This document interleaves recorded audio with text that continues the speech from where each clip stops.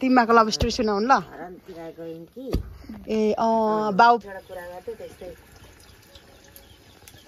यहाँ झन् म आफै फलाएर खाँदैछु भन्दिनँ न मम्मी चतुर्भुज रोटी भन्यो भने त पिज्जा पनि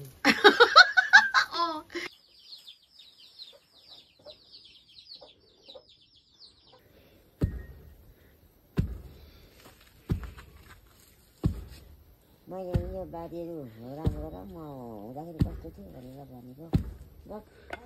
अनि त्यहाँ तपाईँ बस्नुभएको माइती घर थियो नि त्यहाँको तपाईँको भाइहरू चाहिँ कहाँ छ त अहिले मलाई पैसा पठाइदियो नि त ए ए ए अन्तिममा तपाईँको भाइहरू चाहिँ छ भाइहरू दाइहरू कतिवटा हो छु पनि रेडी भइसक्यो है साथीहरू यहाँ यसरी छिप्पुमा कुटेर गाउँले पुरै अर्ग्यानिक तरिकाले भइसक्यो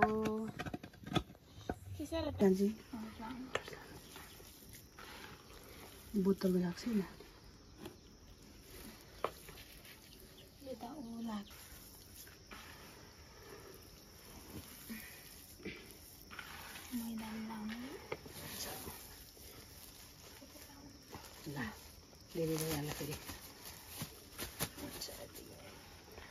बाजेहरूलाई चाहिँ के मैदा के बनाइदिनु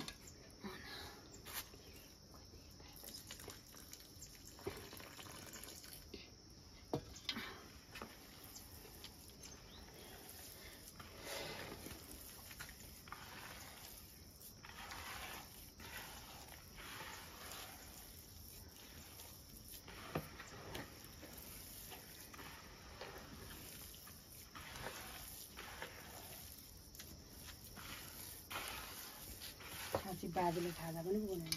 अनि सबै लाए नै छौ त अनि पनि ठिक चल्दैछ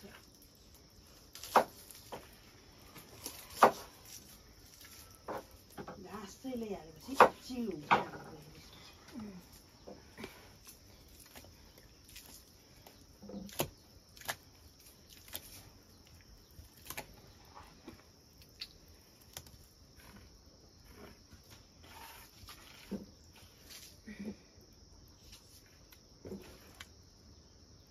हुन्छ यो त है बाजे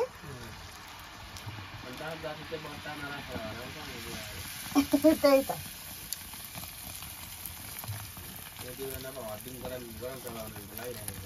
अन्त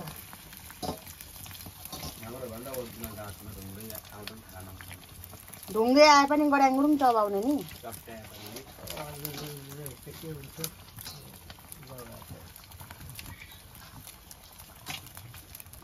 लाखले मात्रै हो त्यो पुरै लाखले खासै फर्क गर्दैन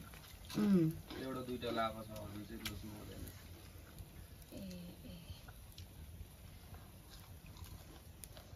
सब मिठो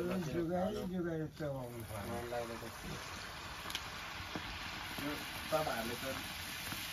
बानी नगर्नु कोपले गराउँदा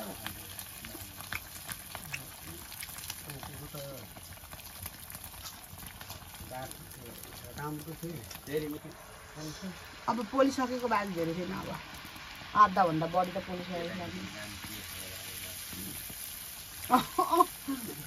यो त ठुलो है फेरि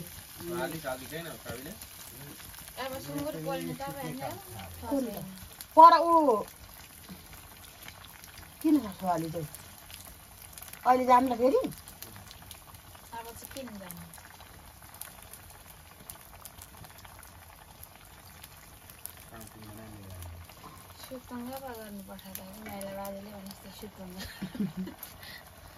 माइला बाई त सुत्नु सक्दैन आज पर मम्मीले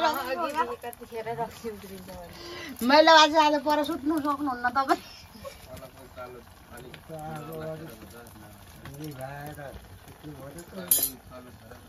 चतुर्भुज रोटी भन्यो भने त पिज्जा पनि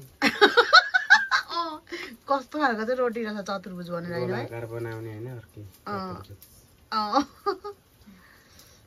गोला आकार तिउर बनाउने चाहिँ यतै फेरि